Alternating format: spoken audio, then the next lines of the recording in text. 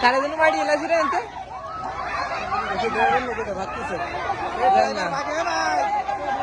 এই গাড়ি ড্রাইভার কো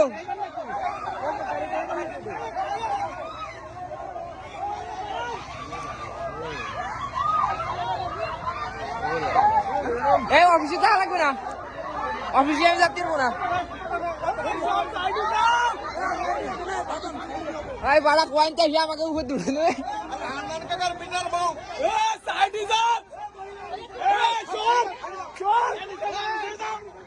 আরে কোথায় দেখা যায় না গাড়ি দম করে লাগাই দিচ্ছে